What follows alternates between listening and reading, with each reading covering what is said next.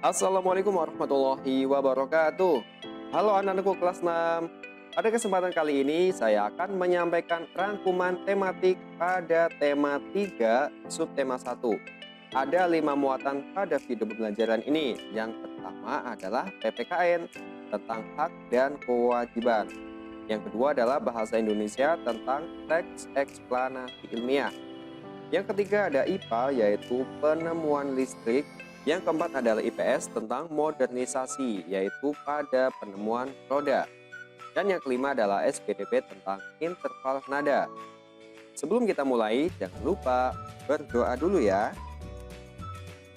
Oke, kita masuk pada pelajaran PPKN yaitu hak dan kewajiban.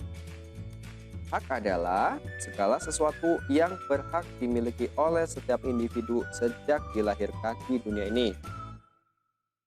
Hak tersebut meliputi kekuasaan, kepemilikan, kewenangan, kepunyaan segala hal dalam berbuat sesuatu.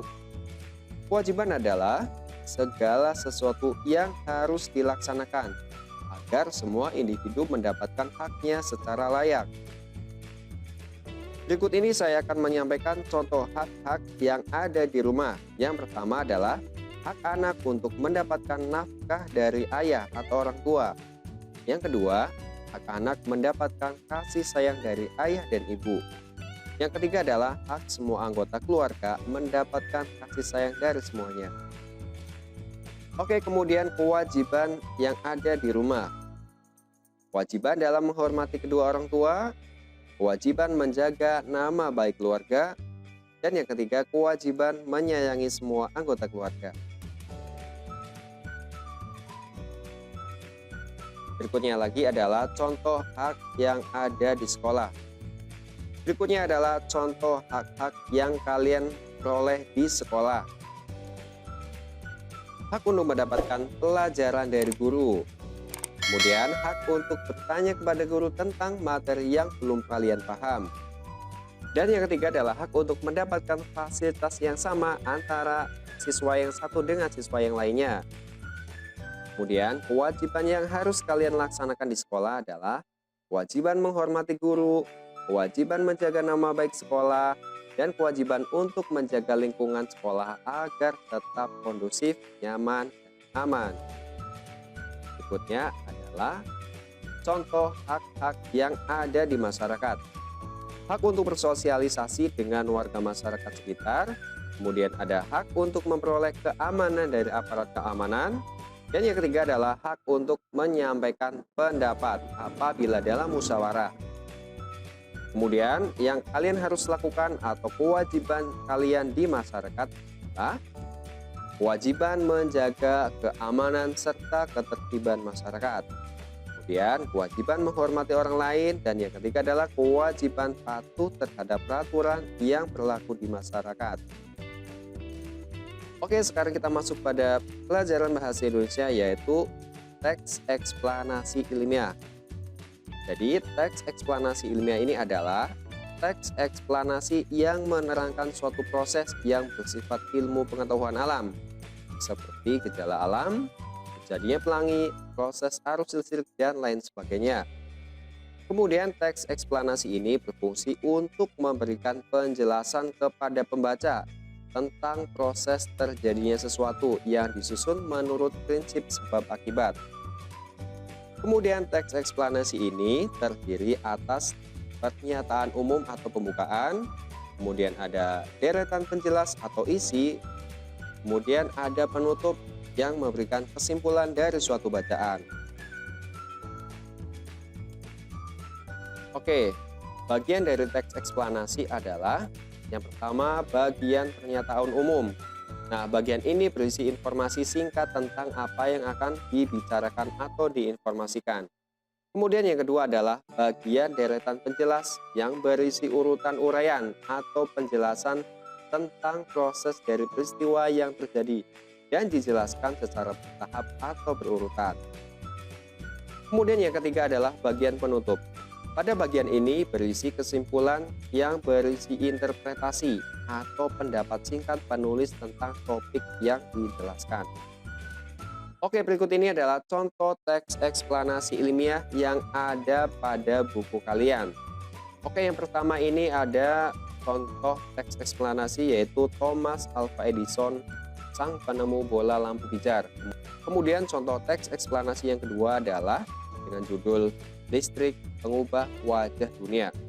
Nah, pada materi bahasa Indonesia yang ada pada tema 3 ini akan saya jelaskan secara khusus ya tentang bagian-bagian teks eksplanasi ilmiah ya. Ditunggu saja pada video berikutnya.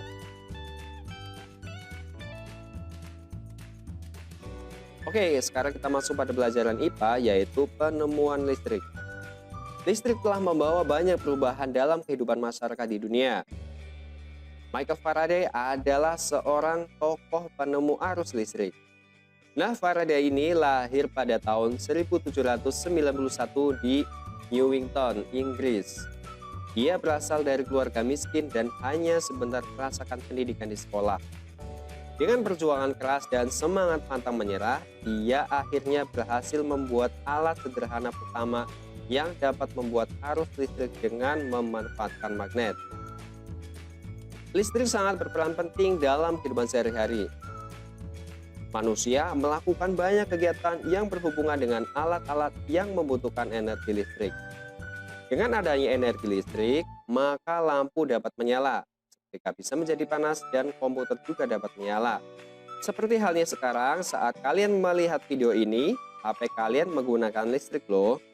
Nah, tahukah kalian dari mana energi listrik berasal? Listrik ini berasal dari benda yang menghasilkan arus listrik. Arus listrik ini juga berarti muatan listrik yang mengalir tiap waktu pada penghantar listrik. Jadi arus listrik ini terjadi karena adanya perbedaan tegangan dari sumber listrik. Contoh penghantar listrik yang baik adalah kabel listrik, besi, dan tembaga. Arus listrik ini mengalir pada rangkaian listrik. Rangkaian listrik sederhana terdiri atas sumber energi listrik.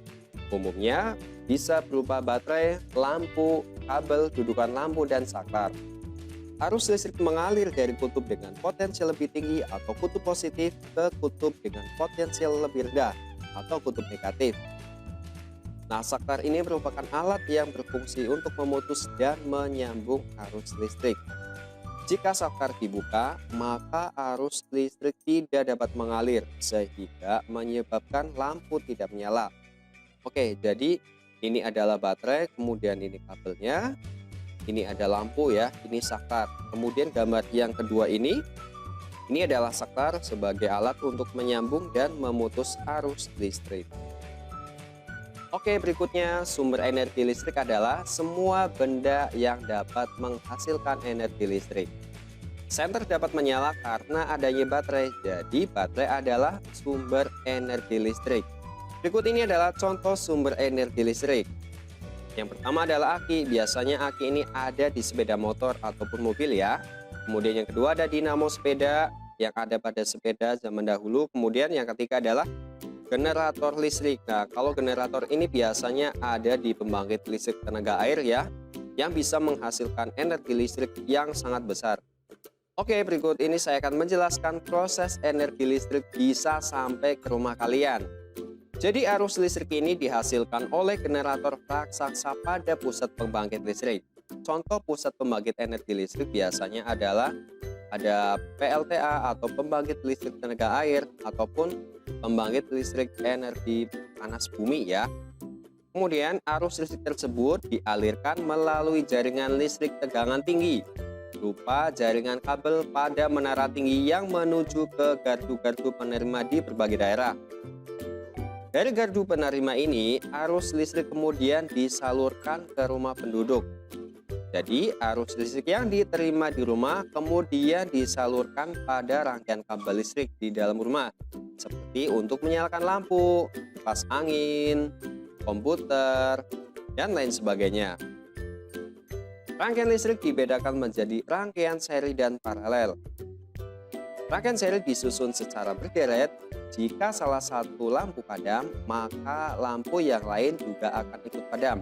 Contohnya kalian bisa lihat pada gambar ya. Ini ada dua lampu ya. Apabila ini saklarnya ditutup, maka lampu ini akan menyala. Jika salah satu lampunya padam, nah maka lampu yang ini juga akan ikut padam.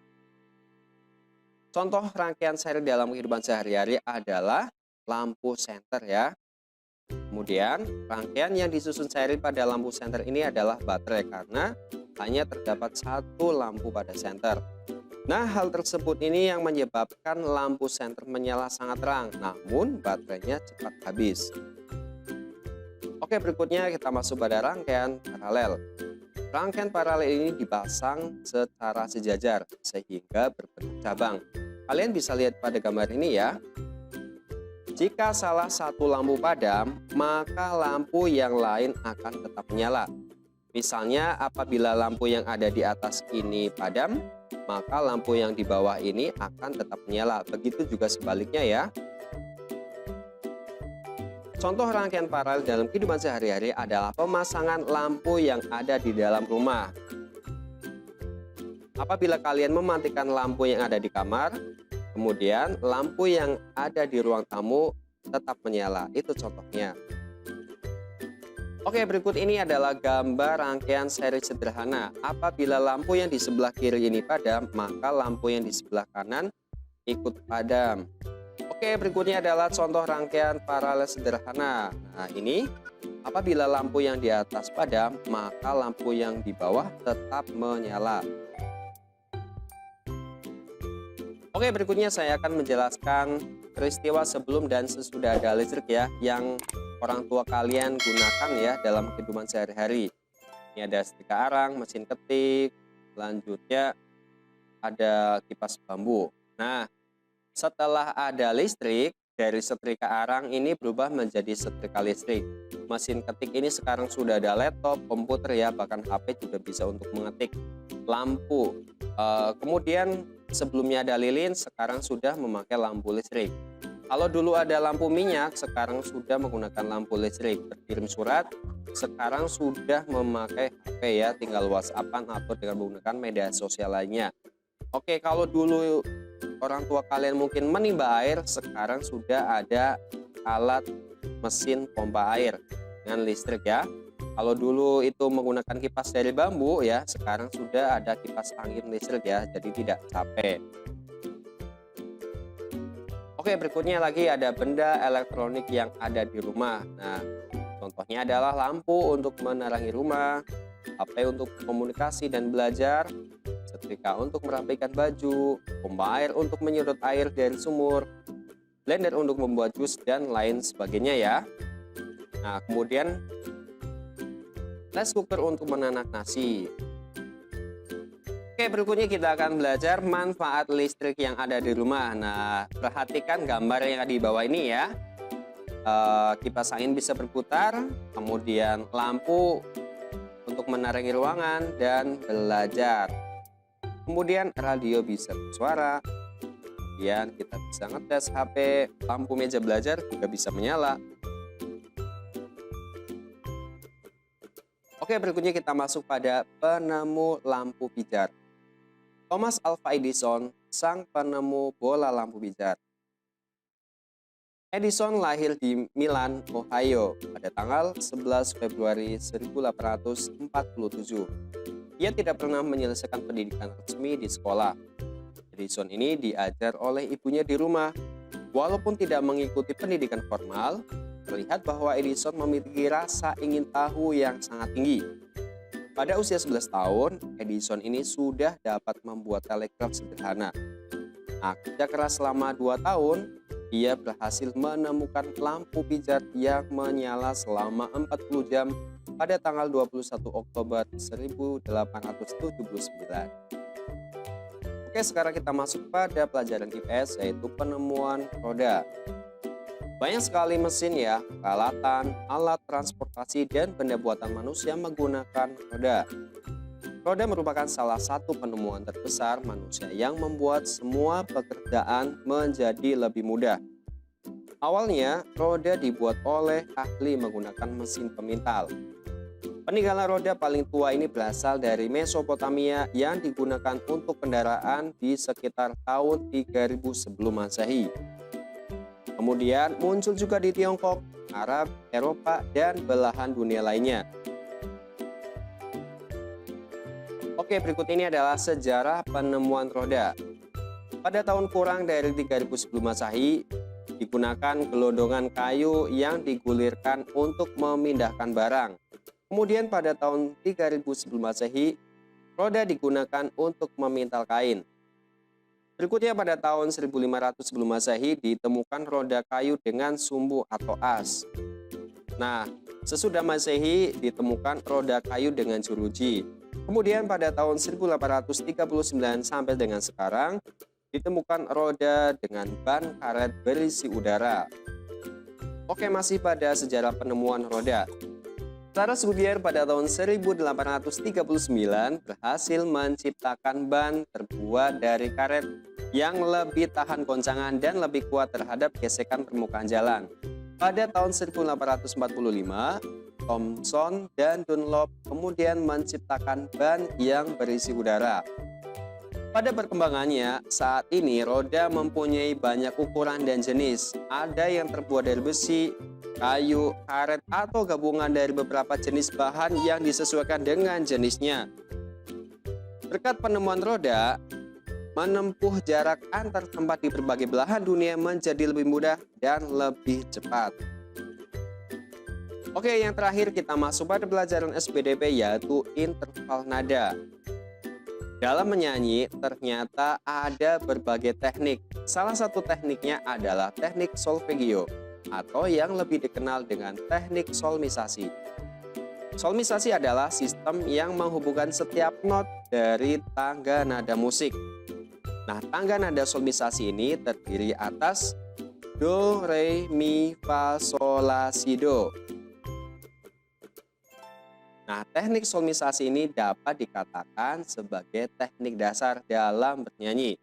Alasannya, dengan menerapkan teknik ini, maka akan membantu kita agar tidak fals dalam bernyanyi. Fals dalam bernyanyi adalah ketidakharmonisan atau ketidakselarasan yang terjadi antara penyanyi dengan musik yang mengiringinya saat bernyanyi. Dengan rajin berlatih, maka bisa melatih kepekaan terhadap interval atau setiap tangga nada yang ada pada solmisasi. Nah, kalau sudah semakin peka pada setiap nada, maka nantinya tidak lagi fals dalam bernyanyi. Oke, demikian video pembelajaran ini. Semoga bisa bermanfaat untuk kalian. Tetap semangat belajar, karena siapa yang bersungguh-sungguh, maka dia akan berhasil. Sampai ketemu lagi pada video berikutnya. Assalamualaikum warahmatullahi wabarakatuh.